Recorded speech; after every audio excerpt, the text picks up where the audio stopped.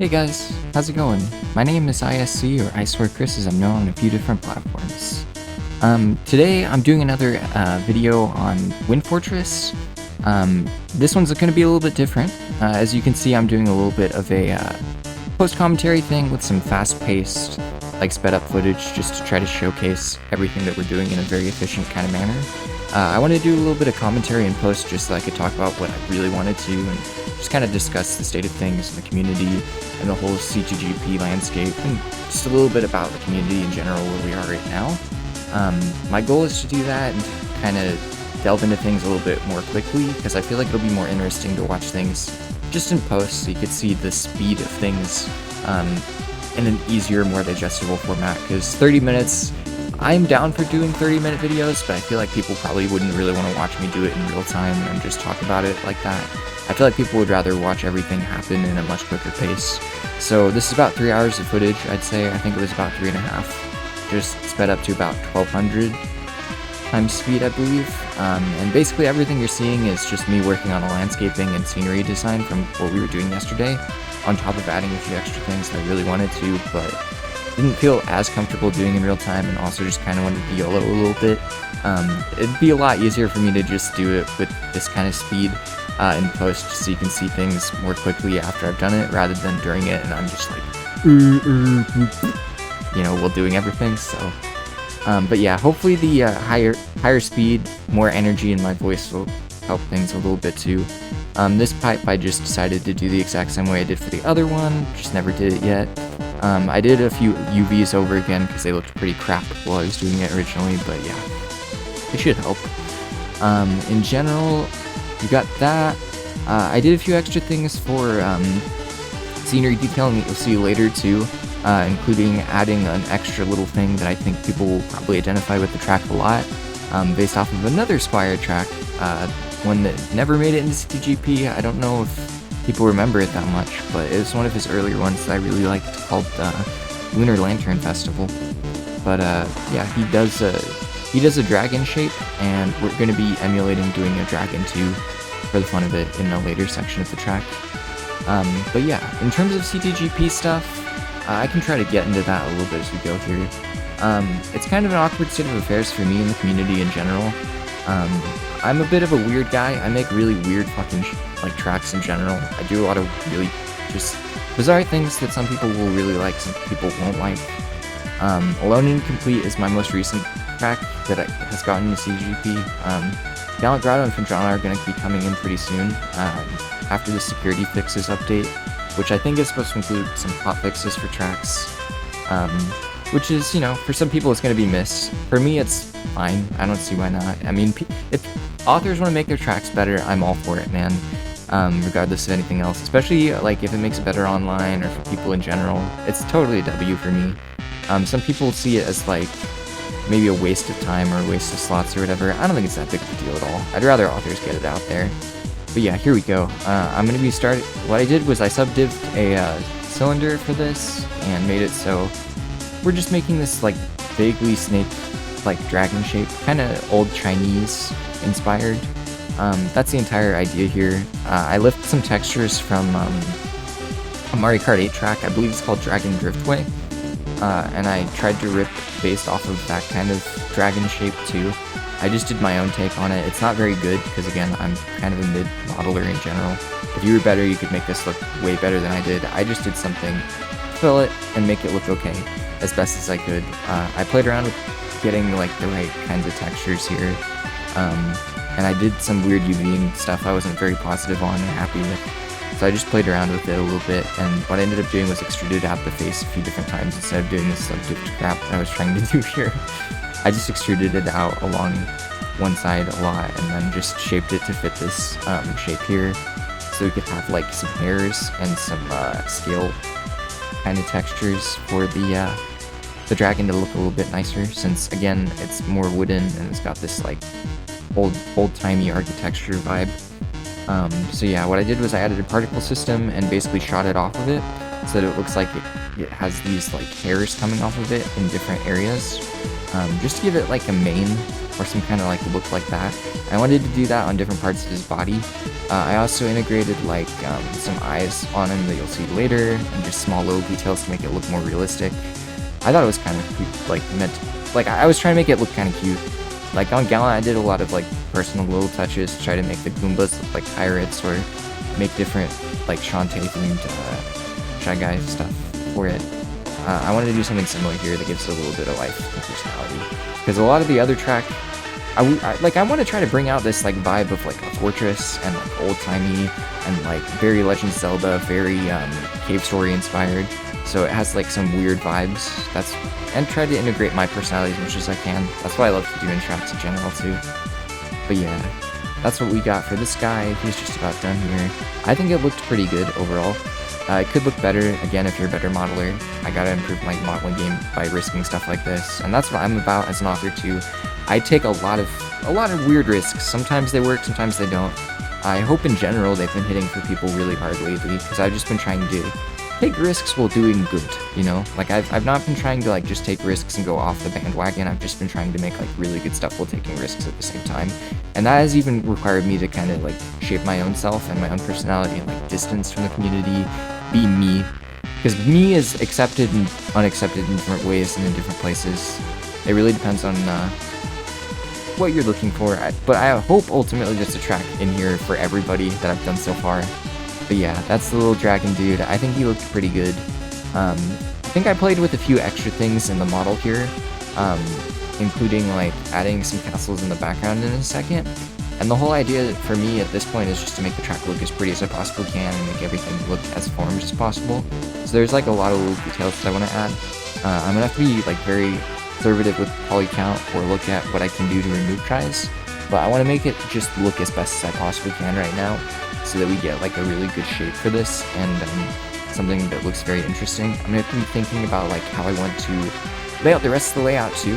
What I want to do, ideas-wise, is make it so that some of these routes are like either closed off on different laps or only available on certain laps. I'll have to show off what I mean for that later, but probably some of the wind things will rise or fall, so I think that'll be kind of fun. But yeah, what you're seeing right here is ReStudio. ReStudio is a program that allows you to take your models and make them into course models for the game, and it does it all by default for you. Like when you import it in after you convert it to an FBX, it'll automatically convert your FBX file into a res, which is the game's internal format for course models and like other models in the game. It's just like some encoded format that they use for the Wii. And in general, like it fixes a lot of stuff for you and gives you like base textures to use. I just edited a lot off screen. You can't really see it in here, unfortunately, but in general, it should do the trick. I'll show it off later. After this, I went through and did an entire KCL. I took like the KCL that I had for the original. KCL is a collision file. It's what the game reads to calculate collision. Like, you have a course model and a separate collision model. The game just doesn't read like the course model for where you're driving. It reads the collision to determine what everything is. So I make a completely different one. I take what I have from the course model that I didn't put in the original collision, and I match them up together. So basically, I'm deleting everything that isn't already in there, and I'm taking the original collision and I'm adding it to it, basically. And we're going to re-export that out with the course model and make it all happen, basically. So that's the whole situation with this here. But yeah, for me, in terms of community stuff, I have to figure out a good way to integrate myself in the community without, like, being a part of certain places and being able to be me, I guess, at the same time. It's been a tough tightrope to walk. It's something that I've been trying to analyze a lot lately. In doing tracks like this, though, I've been way happier and enjoying a lot of things, so I really want to try to make some more tracks like this in the future, too. I just want this to be like a surprise banger for people who don't really expect me to do it, because it's been a long time. I think the last track that I worked on, like, this level, was probably Castle of Broken Promises. That was the first, like, the last original one I did, and I started that in, like, March. I've just been updating a lot of tracks for CTGP since, basically, and that's where we ended up with it. But yeah, there's a lot of stuff I had to match up in the collision. You can see it here. So hopefully doing this track will really help. for people who are trying to figure out the process too. That's like the major aim for me, is to really help out people. And for me, I don't think I can give everybody what they really want or what they need. I can do my best to help out, and I think ultimately if I can even convert like 1 or 2 people to like making tracks more, or show them the process more and get them more familiar with it and see that it's an actual process. Like, this is hours and hours of work. It's not just like easy to just drop a track. You have to spend months on this sometimes. I've been taking my time on this in specific to try to make it as best as possible and show off everything that you possibly can do and kind of tutorialize it and help people out.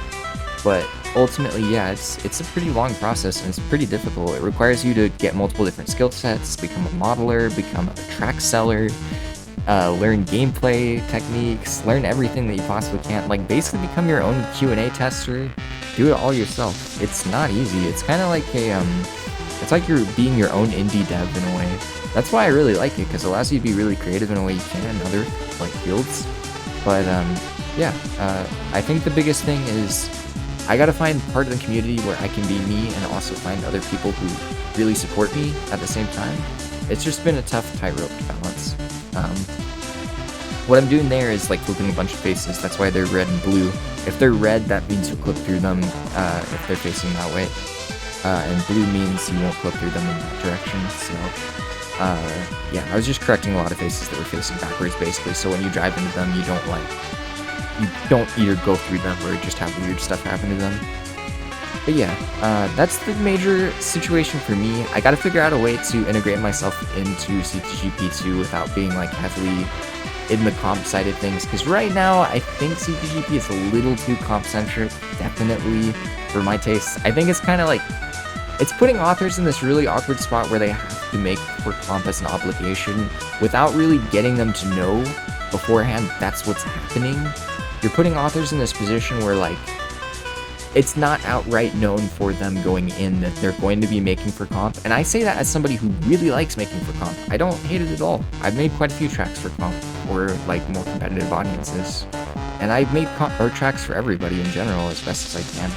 I think that's the key too, is there's gotta be some way to tell people that Council right now is like 60% plus comp. It's very comp oriented and they still want more. I think somebody needs to say that, or like Council needs to make that apparent, because I think it would tell authors a lot about the situation and what they should be doing, because it will help people get into the pack more directly too, and it will also be clearer in general. But yeah, I'm using Wim's tools real quick to get the entire track together real fast, and we're going to boot it up in Dolphin, and you'll see it all here together. I just did some practice runs and some tests to show it all off and make it look good. And just play around with stuff. There's errors, there's some stuff facing the wrong way, some of the collision isn't done right. It's okay. It was just more for testing and showing everything off. And at the end of all of this, I'll do a slowdown and show you like an actual proper run of the track. It's not going to be like a good driving run or anything like that. It's just going to be for the sake of showing it off, basically. But this has been one of my favorite experiences in tracks that I've done so far, and I hope you guys really enjoy this style of content too. I'll try to keep producing it if you guys enjoy it. If you guys have any suggestions for the tracks or videos in the future, feel free to let me know too. I will always listen to them. I always try to. It's just part of me to want to try to make things as best as I possibly can, even if I'm a bit of a mess. So hopefully none of that bothers anybody, but I've been really happy trying to find my own voice and my own passion in this hobby more lately, because it's something that really pushes me and makes me feel like more complete and adventurous, risking a lot of stuff. And I feel like we can go a lot of places with this if we push it to the maximum. And I really think the community can do a lot of great things together. That's my opinion on everything, and I really hope that in the future we can get further with it too, and that everybody feels a little bit better with the situation as things move forward. But yeah, I believe that's about everything that I have for today, guys. I'll go from live commentary to regular commentary here. Thanks for watching, guys, and peace.